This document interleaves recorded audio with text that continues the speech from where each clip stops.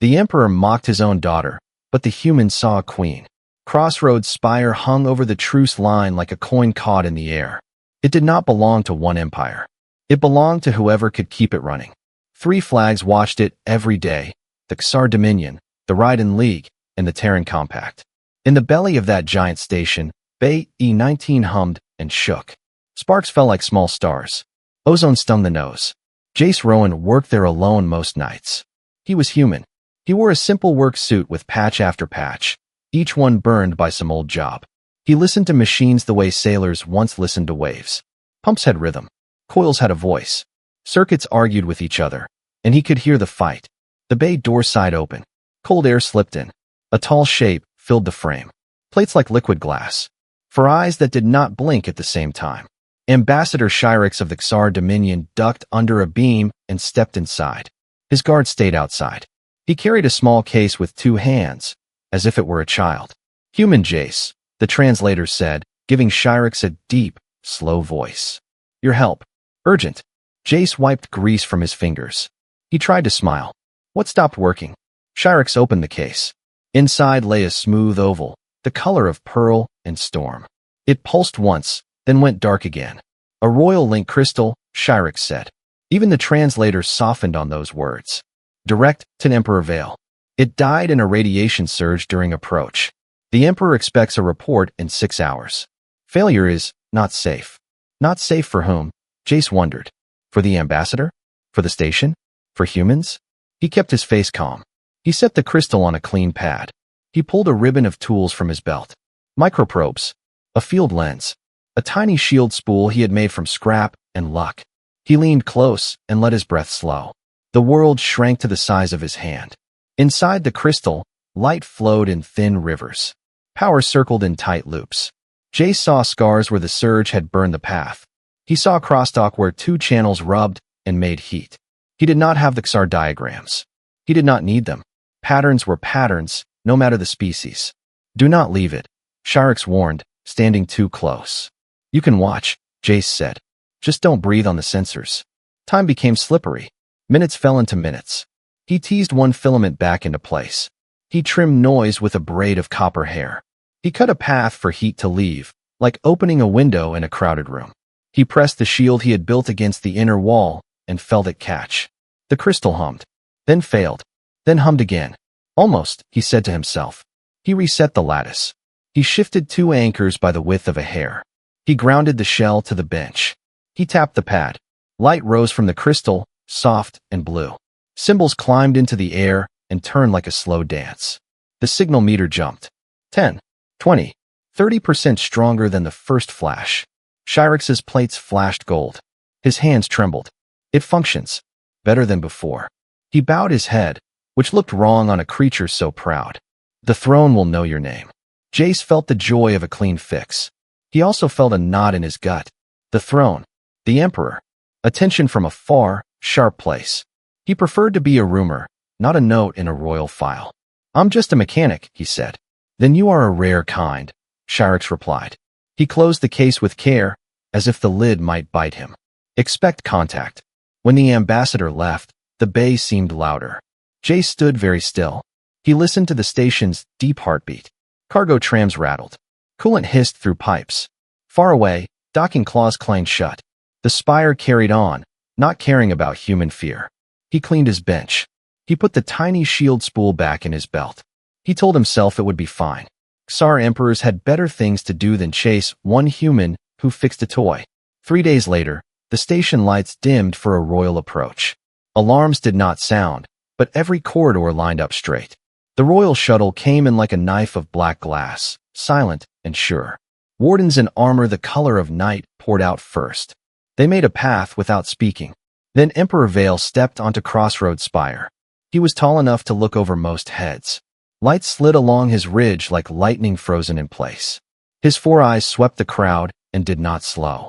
He smelled like spice and cold metal. "Where is the human called Jace Rowan?" the translator asked, struggling to keep up with his pace. Jace felt his name hit him like a push. He stepped forward. He wore his formal Terran blue. It felt like a borrowed skin. "I am Jace, your majesty," he said. All 4 eyes found him. The room shrank again, but this time from fear, not focus. You improved my royal link, the Emperor said. In hours? Yes, Jace said. I saw a pattern. I fixed it. A pattern, the Emperor echoed, tasting the word.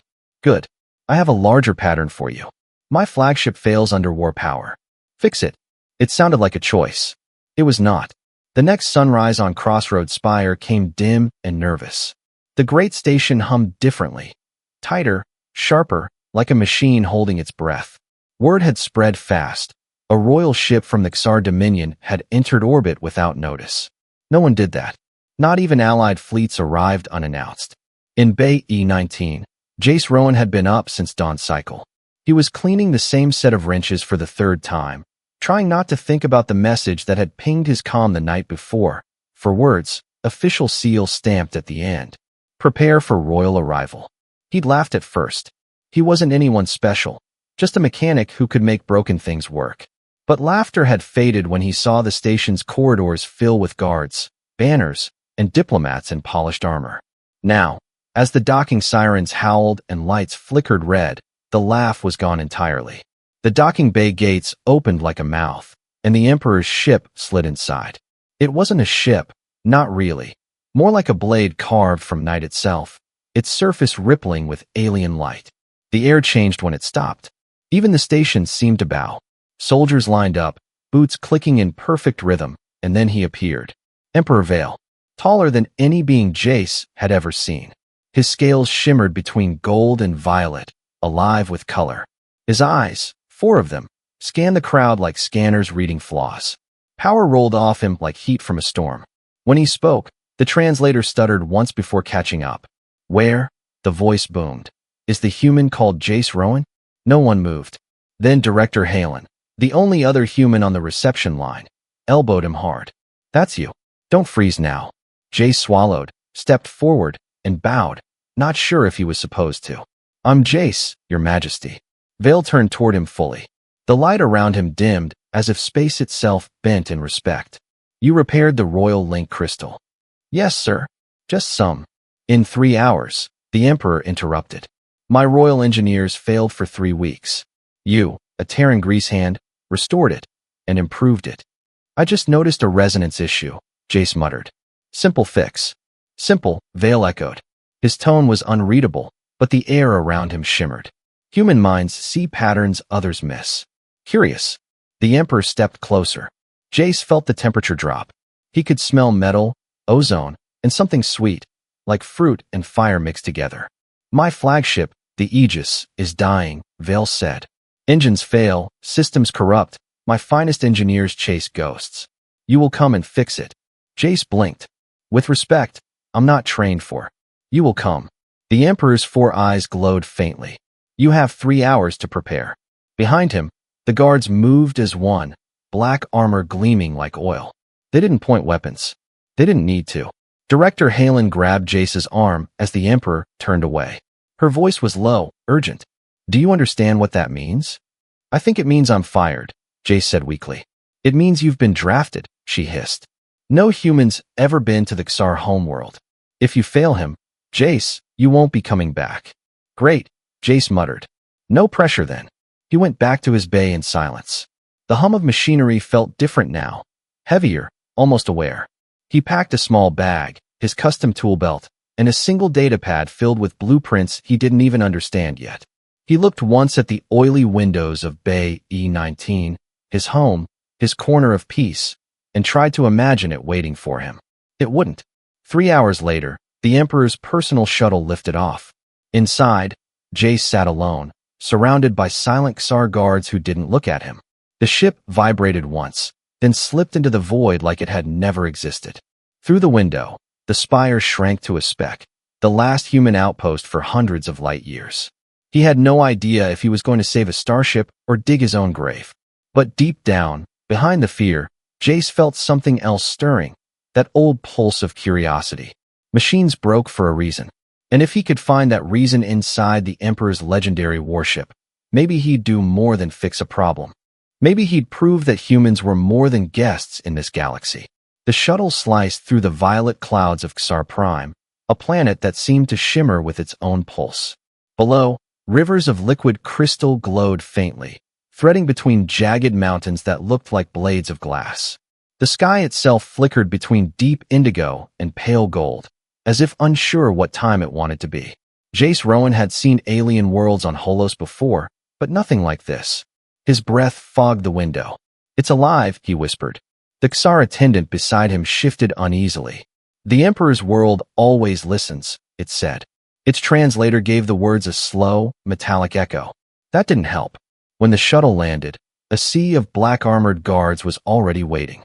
They formed two perfect lines, mirrored on either side of a crystal causeway that led to a colossal palace that shimmered like moonlight trapped in stone. Every wall glowed faintly, not from lights, but from the material itself, living crystal, feeding on ambient energy. "Everything here grows," said the same attendant, as if reading Jace's thoughts. "The palace is bound to the royal bloodline. It grows only for them." "Creepy," Jace muttered. "Sacred," the attendant corrected. Inside, the air vibrated with a low hum, like music too deep to hear properly. The walls rippled when they walked by, responding faintly to their body heat. Strange patterns flickered across the surface, alien runes Jace couldn't read, but somehow they reminded him of data streams. At the top of the long hall, Emperor Vale sat upon his throne, which seemed to grow straight out of the floor. Around him stood officials and nobles, their scales shimmering in shades that reflected their mood. Green for curiosity, blue for calm, red for anger. Jace's translator nearly overheated, trying to keep up with the overlapping murmurs. Vale raised a hand. The hall fell silent. "Human Jace," the Emperor said. "Step forward." Jace obeyed, the soles of his boots echoing against the glass-like floor. He tried not to stare at the alien courtiers. They looked at him as though he were some new kind of insect. Fascinating, but better kept behind glass. "This human," Vale continued, "restored the royal link crystal when our own engineers could not. For that, he will receive the ceremony of service." The courtiers murmured again. The hum in the room deepened. Jace's mouth went dry. "Ceremony." Before he could ask more, two attendants approached him with a silver bowl. They handed it to him with reverence. Inside was a shimmering fluid that looked like molten glass. He glanced at it, then at the Emperor.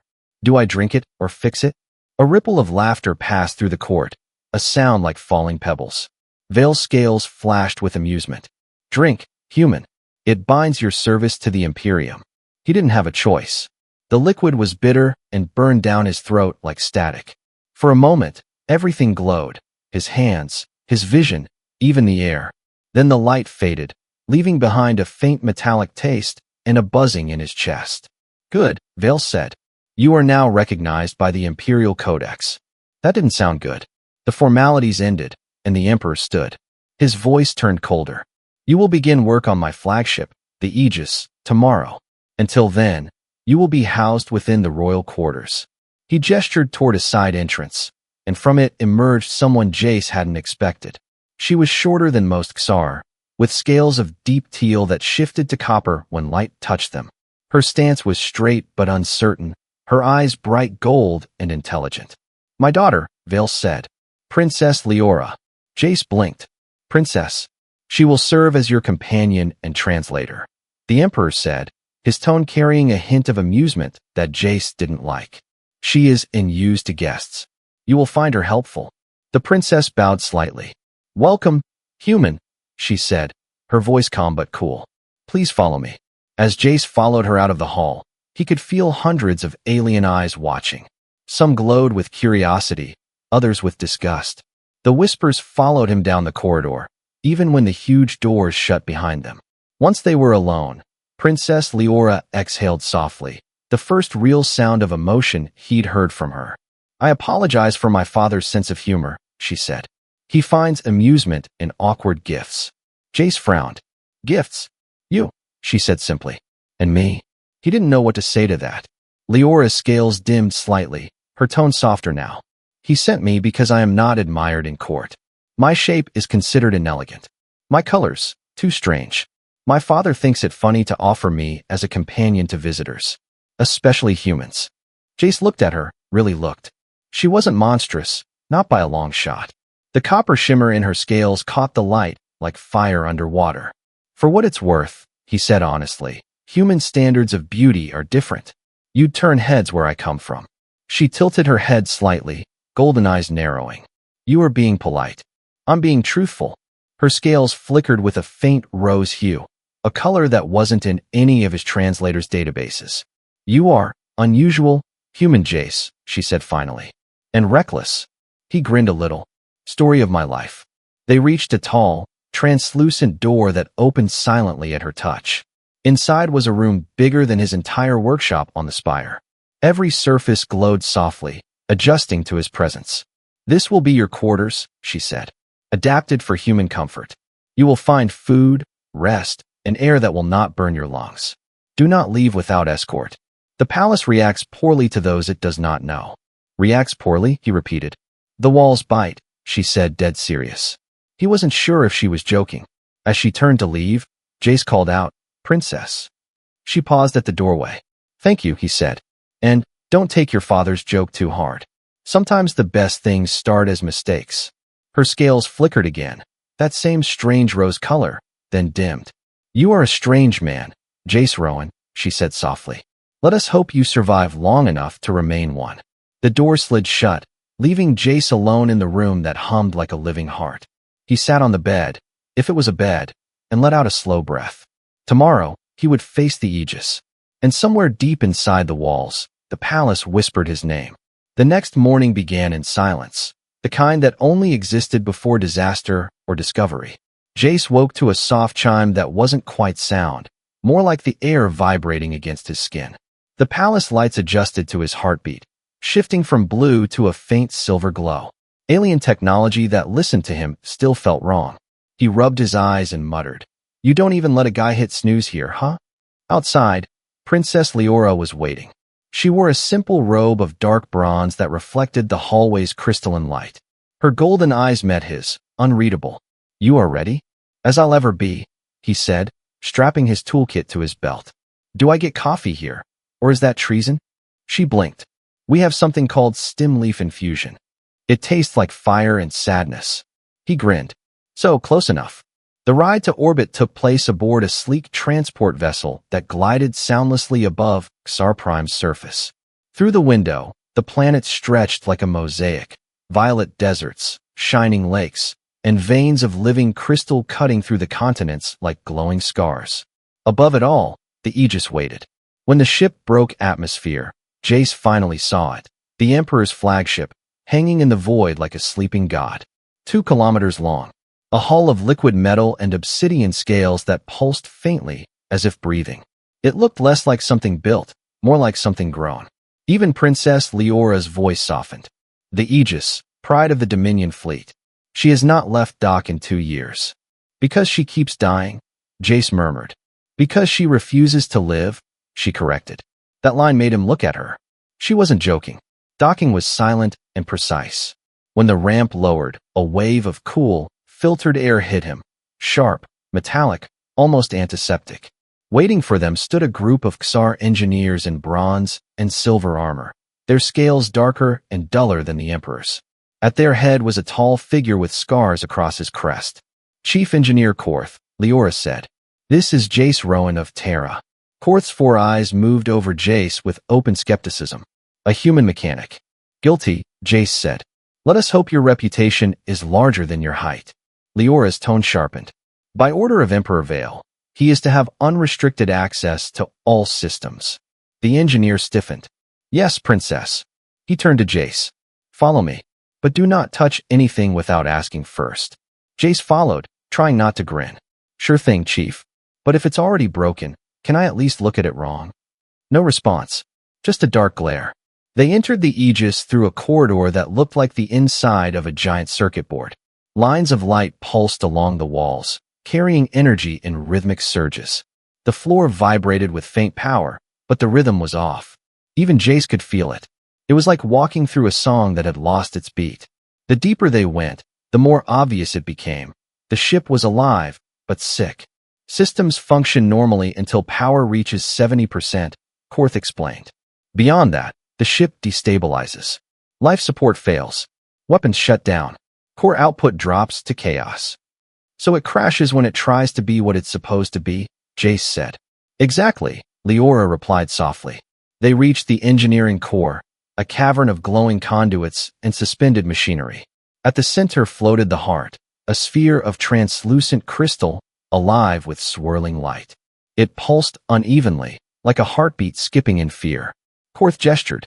The Emperor's patience fades. Fix this, or he will find someone who can. Jace stepped up to the console. The controls were alien, but logic was logic. Power flow, containment balance, heat load. He could see it. The rhythm, the misalignment, the clash of frequencies. The ship was built from mixed technologies, each one singing in a different key. This isn't an engineering failure, he said slowly. It's a language problem. Leora tilted her head. Explain. Every species that contributed to this ship built systems that think differently. Different logic trees, different feedback models. You try to make them talk, but they're fighting. Like 5 translators arguing in a room. The chief engineer hissed, scales flashing dull red. You insult our work. No, Jace said, voice calm. I'm saying it's genius. You built something that almost works. That's harder than failing completely. Korth's anger cooled a little. You think you can fix it? Jace smiled faintly. I can teach it to listen, but I'll need full control for a while. And yes, I'll be touching everything. The chief's scales flared gold-green in disbelief. Princess, this is madness. Perhaps, she said. But madness fixed my father's crystal. Ours blurred together. Jace crawled through maintenance ducts, traced cables with handheld scanners, and built improvised harmonic dampeners from spare parts. Leora followed him everywhere, logging readings, translating system codes, sometimes just watching with quiet curiosity. Once, when he was elbow-deep in a junction box, she asked, "Why do you risk angering my father?" Others fear even speaking before him. Because machines don't care about fear, Jace said. They care about patterns. And so do I. By the time he was done, his hands were shaking from fatigue. We need a full power cycle, he said. Shut it all down. Every system. Korth recoiled. A complete shutdown? That would take hours to restart. Unthinkable. Not as unthinkable as explaining another failure to your emperor, Jace countered. Silence. Then Leora's voice. Authorize it. I'll take responsibility. The chief glared but obeyed. Power down in 3, 2, 1. The lights died. The hum stopped. For the first time since they boarded, Aegis went silent, truly dead. Jace placed a sensor on the heart. Now we listen. The readings began to appear on his pad, soft waves of sound, invisible frequencies beating out of sync. 2 rhythms collided again and again, creating interference that built up until systems choked. There, Jace whispered. 2 power cores fighting like twin hearts that won't share the same body. He adjusted the harmonics, installed the new dampeners, then nodded to Korth. Bring it back. Lights flared. Power surged. 30%, 50%, 70%. The usual breaking point came and went. Nothing failed. 90%, 100%. The Aegis sang. Literally. A soft hum filled the air, deep and resonant, like the ship exhaled for the first time in years. Korth stared at the displays. All systems stable. His scales glowed bright gold. Oh, it works. Leora smiled, her scales blooming that soft rose gold he'd noticed before. You did it. Jace wiped sweat from his forehead. Nah, we did it. You kept the angry lizard brigade from throwing me out an airlock. Her laugh was quiet, musical. You are unlike any human I have met. He shrugged. That's probably a good thing. A voice crackled through the ship's comms, cold, commanding. Report, Emperor Vale demanded. Korth bowed instinctively, though the Emperor couldn't see him. Your Majesty, the Aegis is at full power. All systems stable. A pause. Then, and the human? Jace straightened. Still alive, Your Majesty. Mostly. Another pause. Then, surprisingly, laughter. Return to the palace, Vale said. Tonight, we celebrate. The comm cut off. Jace turned to Leora. Celebration, huh? I get the feeling his parties are the kind where someone gets eaten. She smiled faintly. Only if they refuse to dance. He blinked. I don't dance. Then, she said, walking ahead with a glint of humor in her eyes. Tonight may be your last night alive. And for the first time since leaving Earth, Jace found himself laughing. Because somehow, Deep in this alien empire full of danger and pride, he'd just made the impossible work and earned the attention of a king, a court, and a princess who might just be his biggest problem yet. The aegis hung above Ksar Prime like a reborn god. Every sensor across the Dominion registered it. Engines roaring at full power for the first time in years, weapons humming with perfect balance, and its core pulsing like a living heart. In the palace below, lights spilled from the towers. Every window blazed gold. Every corridor sang with the strange metallic hum of celebration. Jace Rowan had no idea how to act at an alien royal banquet. He'd been dressed by 3 attendants who argued about the proper shade of acceptable gray for a human. His collar itched, his boots pinched, and the palace walls whispered every time he passed, faintly repeating his name, as if the building itself was gossiping. Princess Leora met him at the door to the grand hall, her scales shimmering in soft copper and teal. The faint rose-gold hue that appeared when she laughed was gone now, replaced by formal calm. "You look uncomfortable," she said. "I'm wearing more metal than your worship," Jace muttered. "Good. My father values discomfort in guests. It makes them honest." The doors opened. The grand hall was a miracle and a trap. Hundreds of crystal columns spiraled toward a domed ceiling that projected the night sky above Ksar Prime. The stars weren't still. They moved, showing the real heavens in real time. In the center, Emperor Vale sat on a throne that grew out of the floor like a blooming flower of light. The court fell silent as Jace entered. Whispers rippled across the hall. The human mechanic. The Emperor's new curiosity. The one who fixed the aegis. Vale's 4 eyes gleamed. "Human Jace Rowan." The translator boomed. "Approach." Jace walked forward, trying to look like he wasn't seconds away from fainting. He bowed clumsily. "Your Majesty." Vale rose to his full height, tall enough to blot out the stars on the ceiling projection. "The Dominion honors you. Your hands restored what our pride could not." The aegis breathes again. "You have proven that humans are not only survivors, but creators." That earned a polite ripple of color from the nobles, their scales flashing gold, the Ksar version of applause. "Now," Vale continued, voice turning sly, "it is our tradition to reward those who serve the throne." He turned, gesturing toward a side chamber. "Bring in the gift." The hall doors parted, and Princess Leora entered. She was wearing formal armor gilded with ribbons of light, her scales polished until they reflected every hue of the hall. Her expression was perfectly neutral, but her eyes flickered toward Jace with quiet warning. Vale's scales flashed with amusement. "My daughter, Leora of the House Vale, shall serve as your companion during your stay on Ksar Prime. You have earned the Emperor's gratitude and his daughter's company." The hall reacted instantly. Murmurs, ripples of shock, some flashes of bright red, envy or outrage. Jace couldn't tell. Jace blinked. "Wait, what?" The Emperor smiled, slow, deliberate. "Few are honored so deeply, human. Do you refuse the gift?" The room froze. Even the palace hum seemed to stop. Jace felt every stare in the hall burn into him. He could hear his heart hammering louder than the music. He swallowed. "Your Majesty, with respect, humans don't accept people as gifts." The translator hesitated, repeating his words with an odd pause before people. Vale tilted his head. His tone changed, curious, not angry. "Explain." "In human culture," Jace said carefully, "companionship is a choice. It's shared, not something given, not something owned." The silence that followed was so deep it hurt. Then Leora stepped forward, breaking it. "Father," she said, bowing slightly, "the human speaks truth. Their customs differ, but they are not dishonorable." Vale studied them both. The colors across his scales shifted, amusement, calculation, something like pride.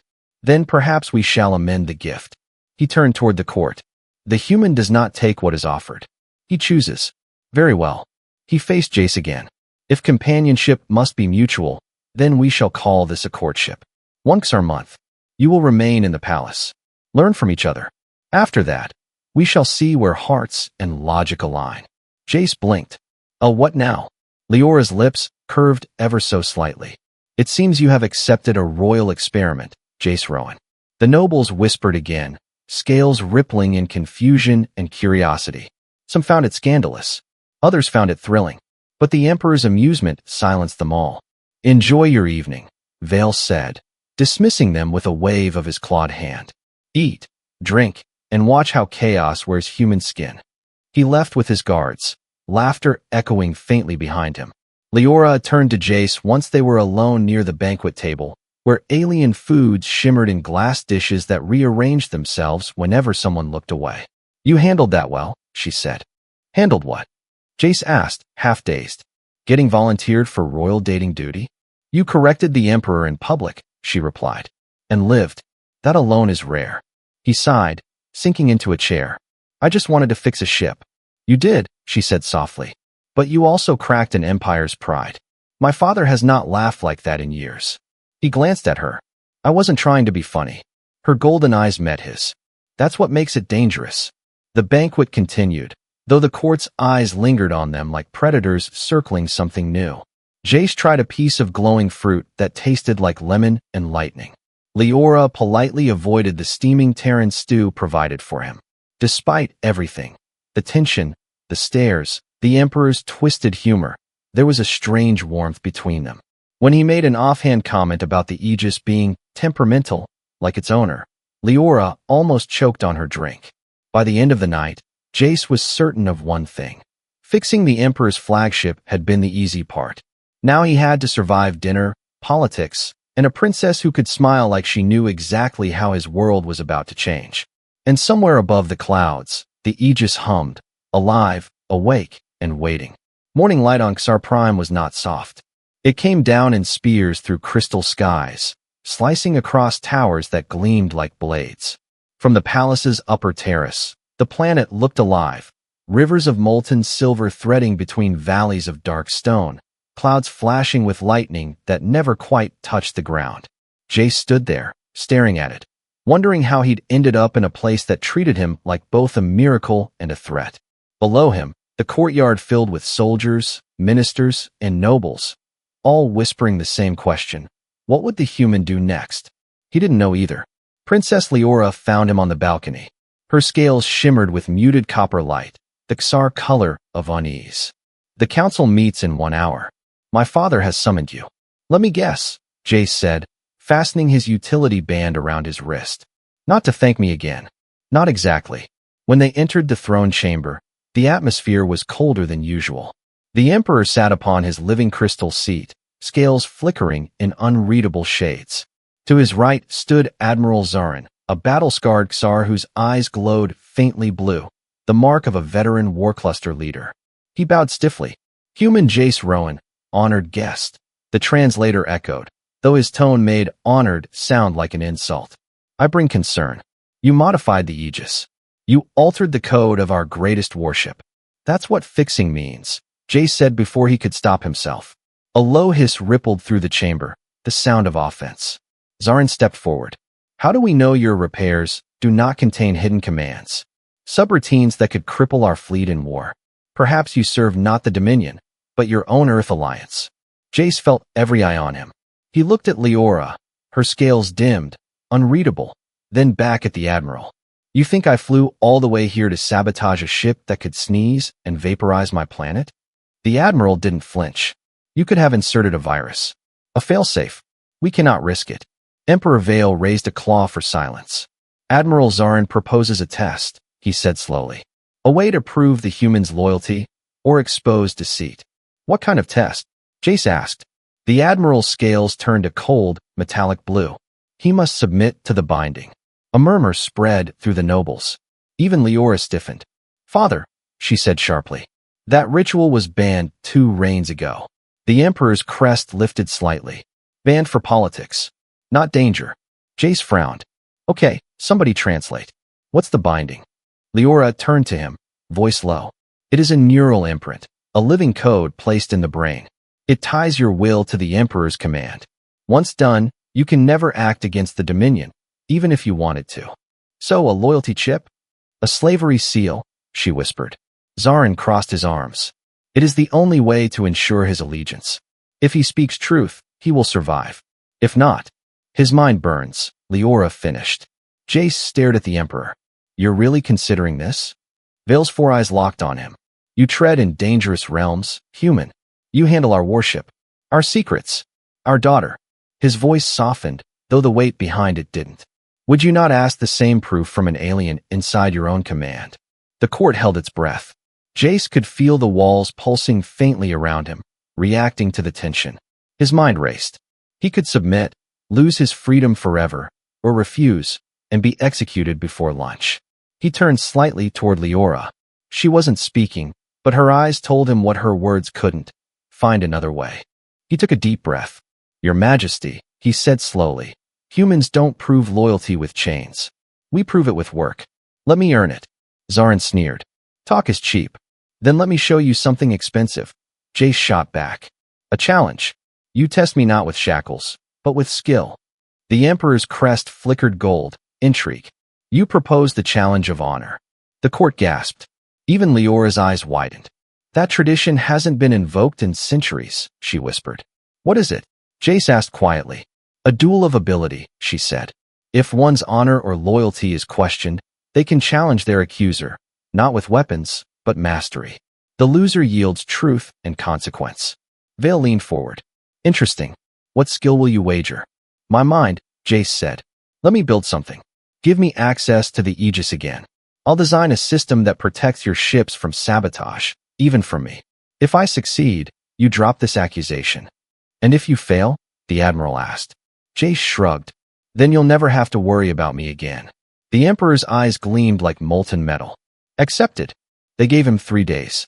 3 days inside the Aegis, surrounded by suspicious engineers and one watchful princess who refused to leave his side. Jace barely slept. He tore through systems, rewrote modules, built code structures that adapted and learned, a living firewall that evolved with every threat. When fatigue hit, he kept going. When doubt whispered, he drowned it with the rhythm of tools clinking and power humming.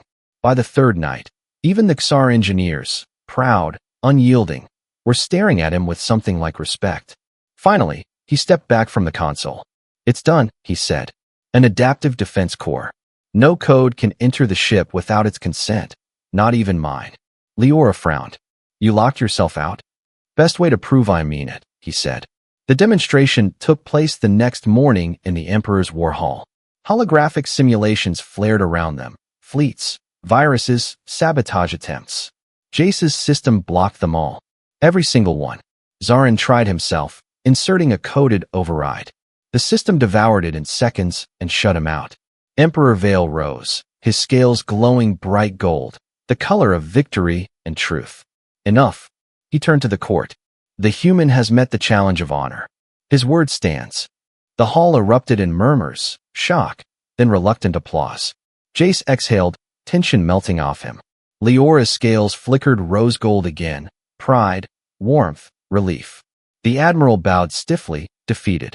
Your Majesty, the challenge is fulfilled. Vale looked at Jace, and for the first time, his voice carried no edge. You have done what even my generals could not. You built trust without obedience. Perhaps humanity has something to teach us after all. Then his crest shifted again, amusement creeping in. But tell me, human, was this truly for your honor? Jace hesitated. It was for survival. The Emperor smiled faintly. And perhaps for something else? His gaze flicked to Leora. The court noticed too. Whispers spread like wildfire. Leora's scales brightened with sudden embarrassment, but her tone remained calm. Father, perhaps the human deserves rest, not rumor. Indeed, Vale said, standing. Let the matter rest, for now. Tonight, we celebrate once more. As the nobles filed out, Jace leaned toward her and whispered, Do your father's parties ever not end with someone nearly dying? She smiled softly. Only the boring ones. He chuckled. Then I guess I'm keeping things interesting. And as they left the throne hall together, side by side, the walls of the ancient palace seemed to hum with approval, a new rhythm forming in its living heart. Ksar Prime's twin sons rose together for the first time in a decade, an omen, the nobles whispered, of endings and beginnings. The city glowed beneath them like a living jewel.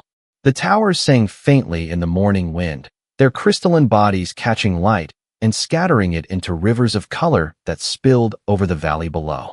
From the highest balcony of the imperial palace, Jace Rowan stood beside Princess Leora, watching dawn crawl across the alien world that had once terrified him. The Aegis hung in orbit above, bright, flawless, awake. It was more than a ship now. It was a symbol, the first collaboration between human chaos and Ksar precision, between instinct and discipline, between two species that had learned, somehow, to trust. But trust wasn't enough today. Today was the decision. It was a day when the Emperor himself would choose whether the human who had defied his court and reshaped his empire would stay in the Dominion or be sent back to his own people, never to return. Leora broke the silence first. "You should eat something," she said softly. He smiled tiredly. "If I eat, I'll throw up. If I don't eat, I'll pass out. Tough call." Her golden eyes glimmered with amusement. "You humans make anxiety sound poetic." "I've had practice," he said, staring at the sunrise. "You think your father will let me go?" She didn't answer. That silence was enough. The great hall was already full when they entered. Nobles lined both sides, shimmering like a living sea of colors. Gold for curiosity, blue for respect, red for envy. Their scales pulsed faintly in rhythm with the heartbeat of the palace, slow, expectant. At the far end, Emperor Vale sat upon his living throne, surrounded by glowing pillars that responded to his breathing. Behind him, a window opened to the horizon, letting sunlight pour across the floor like molten glass.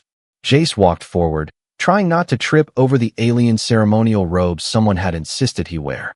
The Emperor's voice filled the hall, deep and resonant. "Human Jace Rowan, you have defied command, rejected servitude, and yet you have restored life to my ship, integrity to my code, and honor to my house." The hall murmured, approval and disbelief mixing like thunder and rain. Vale continued, "You have also altered the fate of my daughter." Leora stiffened beside him. The Emperor's 4 eyes gleamed like firelight on water. "For 1 month, you stood within the Dominion not as subject, but as equal. You shared our halls. You challenged our customs. You changed our ways." He rose slowly, towering over them. "Tell me, human, what do you seek now? Return to your world? Or remain among the stars that were never yours?" Jace's throat went dry. He could feel every gaze pierce through him. He looked at the Emperor, then at Leora. Her scales glowed with that faint rose-gold hue again, the one that only appeared when she was truly herself. "I didn't come here for power," Jace said finally. "I came because something broke, and I couldn't look away. That's what humans do, we fix things. But somewhere along the way, this place stopped feeling like a problem to solve." He turned slightly toward Leora. It started to feel like home. A hush fell over the hall. He took a slow breath. "So, if your majesty allows, I'd stay. Not as a servant, not as a guest, but as part of what we're building, together." The Emperor was silent for a long time. The hall held its breath. Even the walls seemed to stop pulsing. Then Vale's crest shimmered gold, bright and pure. "You speak as one who belongs," he said. "And yet belonging must be earned, not given." He looked at his daughter. "Leora, do you choose this human, as companion, as partner in the path ahead?" Her voice was steady, though her scales blazed with warmth. "Yes, father. I choose him." The Emperor smiled faintly, a rare, real smile. "Then so it shall be. From this day forward, Jace Rowan of Terra is bound not by command, but by covenant. Between species, between hearts." He lifted a hand. The palace lights shifted, cascading through every color of the Dominion, gold, violet, azure, and crimson, before settling into a soft white glow. "The compact of crossroads," he declared. "A union of 2 worlds." Cheers rippled through the court, hesitant at first, then rising into a sound like storm rain striking crystal. Jace turned to Leora, unsure whether to bow or hug her. She saved him the trouble by reaching out and touching his hand. Her fingers were cool, her scales smooth as glass. A faint spark passed between them, not static, but something living, shared. "For once," she said softly, "you didn't cause an explosion." "Give me time," he murmured. The Emperor's laughter boomed across the hall. "Then go, builders of harmony. The stars are wide, and they await your mistakes." Years later, the diplomatic vessel Concord drifted between the moons of the Dominion frontier. It bore both flags, Terran and Ksar, fused into one. Inside, Leora stood beside Jace as their daughter pointed at the viewport, where Earth's blue glow shimmered like a memory. "Is that where humans come from?" the child asked. Jace nodded. That's where we learn to break things and fix them again. And us? She asked, her small voice curious, the glow of her hybrid eyes reflecting both her parents. Leora smiled. We come from everywhere else. The child pressed her hand against the glass. Are there still bad people out there? Always, Jace said softly. But as long as there are good ones too, we'll keep fixing the cracks. Outside, the twin suns of Ksar Prime rose once more, lighting the hull of the Concorde.